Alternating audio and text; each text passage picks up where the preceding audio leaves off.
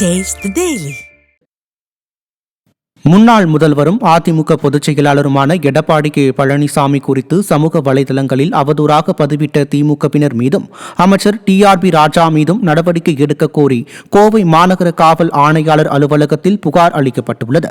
கழக பொதுச் செயலாளரின் நற்பெயருக்கு களங்கம் கற்பிக்கும் விதமாக கடந்த 17ஆம் தேதி திமுக தகவல் தொழில்நுட்ப பிரிவினர் சமூக வலைதளங்களில் அவதூறாக பரப்பும் செயலில் ஈடுபட்டனர். இதையடுத்து அவதூறு பதிவு செய்தவர்கள் மீதும் திமுக தகவல் தொழில்நுட்ப அணியின் செயலாளராக உள்ள அமைச்சர் டிஆர்பி ராஜா மீதும் நடவடிக்கை எடுக்க கோரி கோவை மண்டல அதிமுக தொழில்நுட்ப பிரிவு செயலாளர் விக்னேஷ் சுப்பையன் தலைமையில் கோவை மாநகர காவல் ஆணையாளர் அலுவலகத்தில் அதிமுகவினர் புகார் அளித்துள்ளனர். கடந்த 17ஆம் தேதி திமுக ஐடி அவங்களோட அஃபிஷியல் ட்விட்டர் பேஜில் எங்கள் கழக பொதுச் செயலாளர் தமிழ்நாடு முன்னாள் முதலமைச்சர் இன்றைய சட்டமன்ற எதிர்க்கட்சி தலைவர் அவர்களை ரொம்பவும் நாகரிகமற்ற முறையில் விமர்சித்து ஒரு பொய்யான குற்றச்சாட்டை வச்சு ஒரு போஸ்ட் போட்டிருக்காங்க.